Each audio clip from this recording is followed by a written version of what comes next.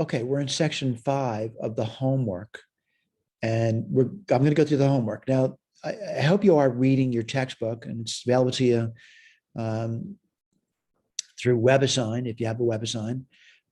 If you don't have WebAssign, I do recommend that you at least go out and purchase a textbook. You can get a used textbook. A used textbook in calculus is super cheap, especially if you get an outdated one. They're really not outdated, by the way. Calculus books have looked the same for a very long time. All right. You can get a book that's like 30 years old, it's going to look the same as one today.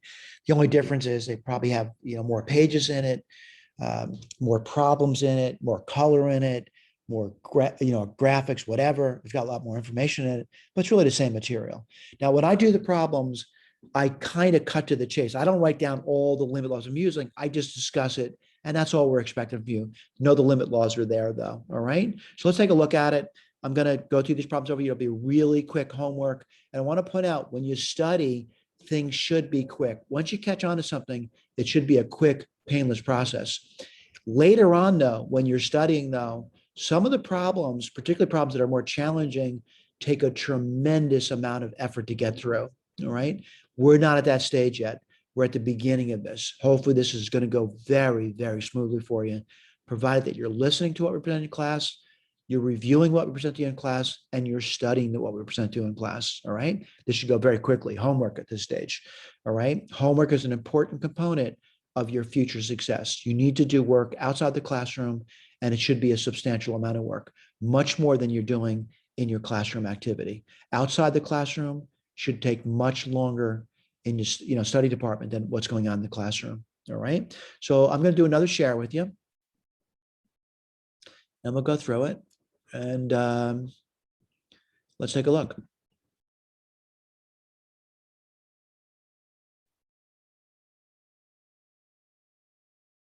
And I'm just going to, kind of rapidly go through the problems. And I'm going to do a little rewriting, but I'm not going to do the amount of rewriting that they would do in your textbook. In your textbook, they just go absolutely wild with the rewriting of these problems over here. And then they cite each limit law they're using. I'm just going to write this as limit as t goes to 3. And then I'm going to write this as 2 over t. And then I'm going to look at this as quotient, right? So I have, limit rules for this over here. And what do you got to limit laws? Like limit top is 2. That's pretty simple. And limit bottom is 3. Well, it's not 0, so this is going to be easy. It's just going to be 2/3. Bingo, done. Let's do this one over here. And again, maybe initially I'll write some things down. I'm looking at this thing over here. And, certainly the book would go crazy with this, I'll tell you. 8 times the limit x goes to -1, x4, minus 4 times the limit as x goes to -1, x cubed, plus 7 times the limit x goes -1 of x.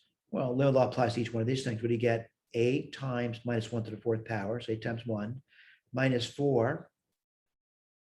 Well, limit law applies to that one too. That's going to be -1 now, plus 7. Limit law applies to that one too, -1. Right, so we use limit laws, bunch of them, right? What do you get over here? Well, you get 8 plus 4 minus 7, which will be 5. Bingo. All right. Now, later on, I'm going to look at this limit over here and just simply write that down. I'm not going to write all that work down. It's not going to happen. Just like over here, I'm not going to write down word for number 1 either. I'm just going to write the answer 2/3 down. At some point, I'll just write down 5 for number 2. I don't want to keep expanding these guys. All right, let's do this one over here. Let's do it. Let's see if we can do it.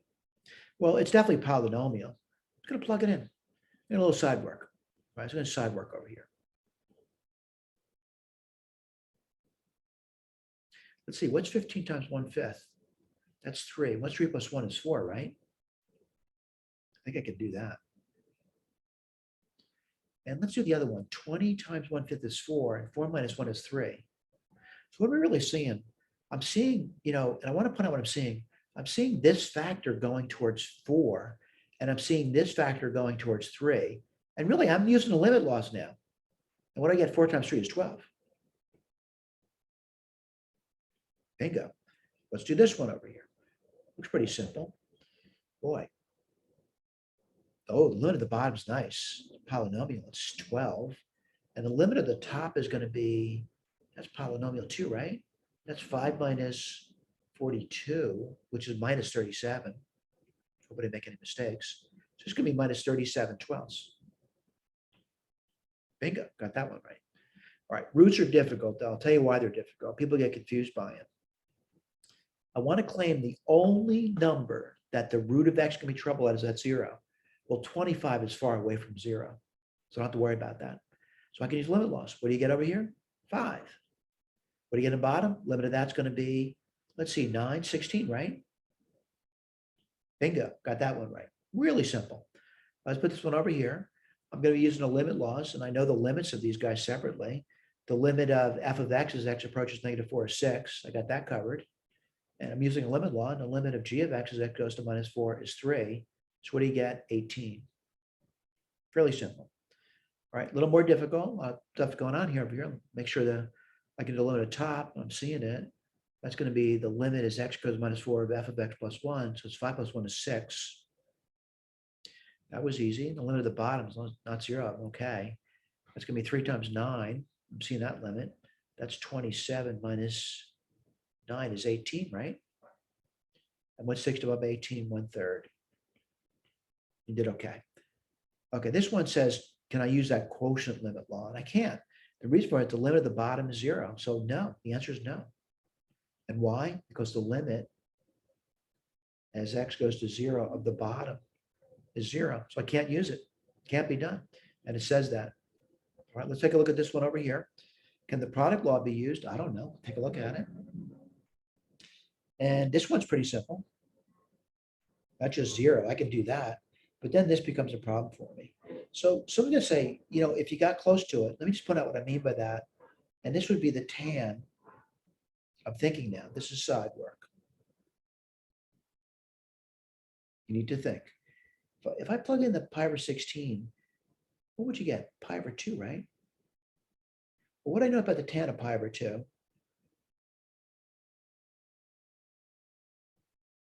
This is pi over 2, right?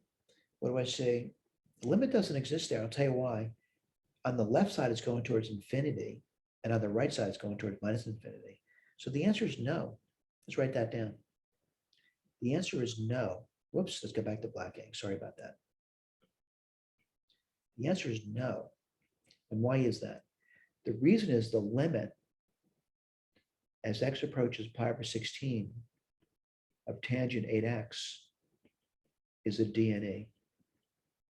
Let me repeat that, why that is. This is pi over 2.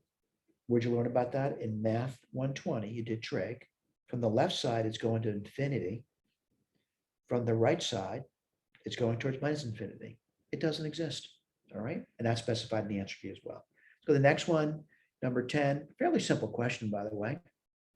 I'll look at it. It says, given that, the limit as x goes to a of this sum is equal to 2, and the limit of this one, oh, this looks like it might be tough.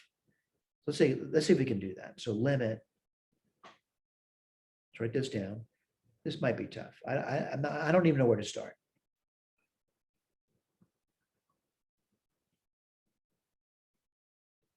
That's their question. So what I got to do, I got to figure it out. And the reason for that is I just don't know what to do. But I do know this. It has something to do with these two things over here. So I'm going to see if I can get these two things to give me f of x times g of x. And I don't know if I can do it. So it would be unlikely. I can't do it. I'm going to try this. I'm going to try f of x.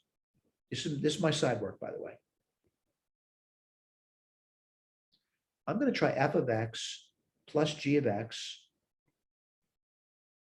times f of x minus g of x. And I'm not saying it's going to do it. What am I looking for? I'm looking to see if I can see this thing anywhere in the problem.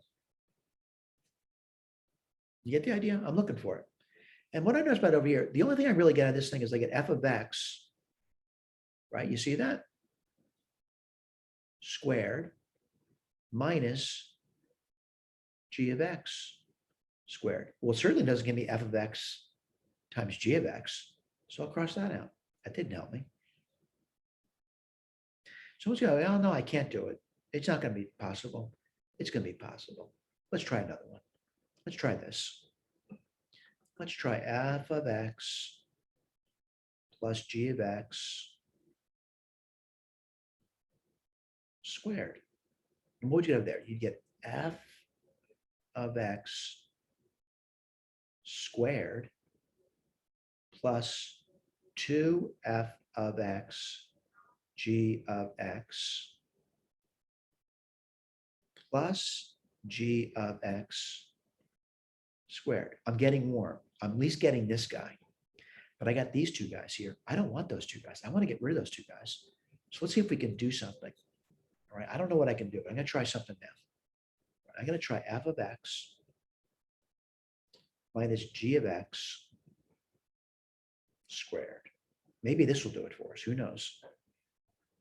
So what do you get? F of x squared minus 2 f of x g of x plus g of x squared. Well, you know what? I'm still getting this guy, but I don't want these guys. So I'm starting to think about this. Is this going to be at all possible? So I'm starting to see something. I'm starting to see that this here and this here have the two offending terms in it. This one here. Now I want to get rid of them. Let's see if we can do that. It might be tough. I don't know if I can do it. Let's try this.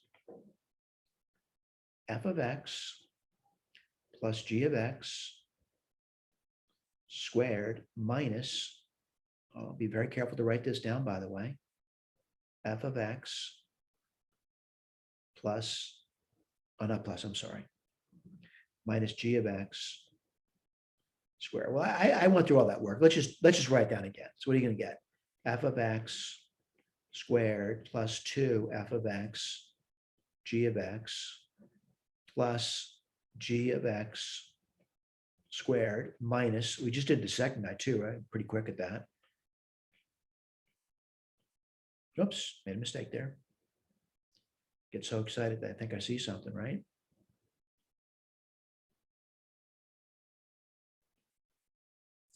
Whoops. Sorry about that. I lost track. Where did it go? Oh, I know what I did. Sorry about that.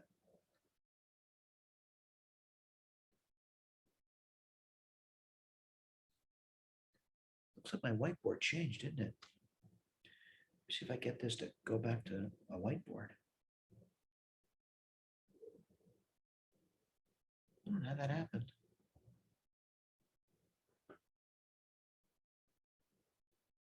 Oh, no.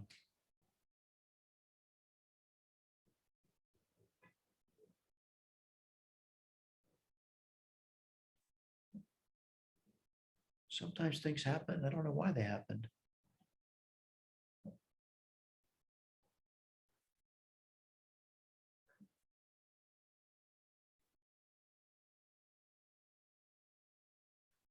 I might have to do that problem over again. Let's do that. I apologize for that happening. It was the last problem anyway, so we'll get back to it.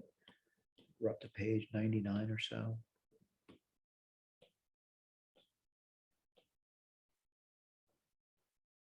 And let's take a look at that, if I've done that. Let me take a look. I think,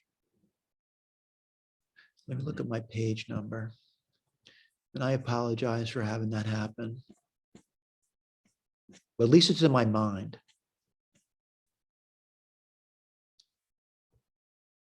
Yeah, we're on page 103. All right. And I want to remind you where we got to. We got to this over here. And I played around with it too. It took time. It always takes time. So I think we got to this point over here. F of x plus g of x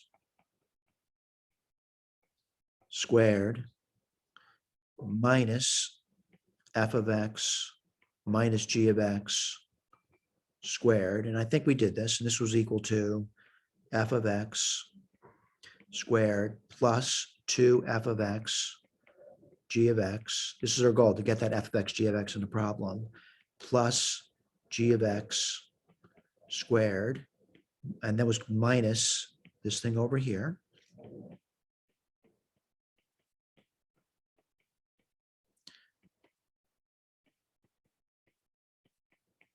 And if you did that, what do you get? Well, you get 4, right?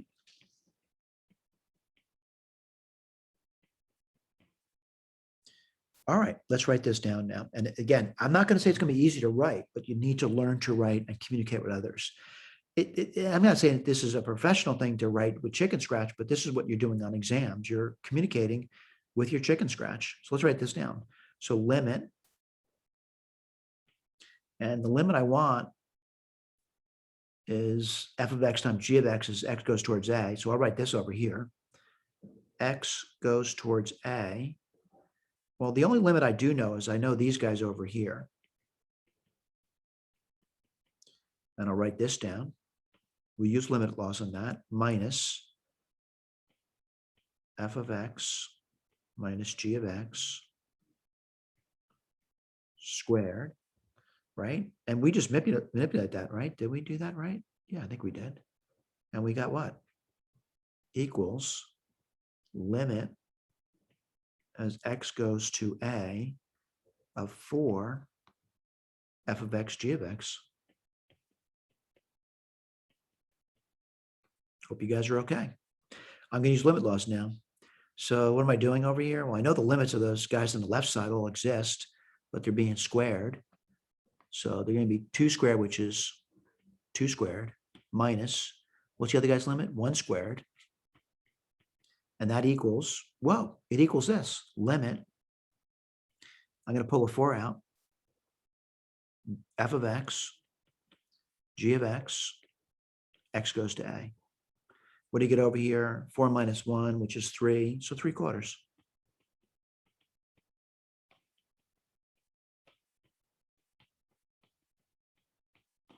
All right, let's look at our king. See how we did. Wow, we got it. By the way, the work is written down there, and I do want to communicate this with you.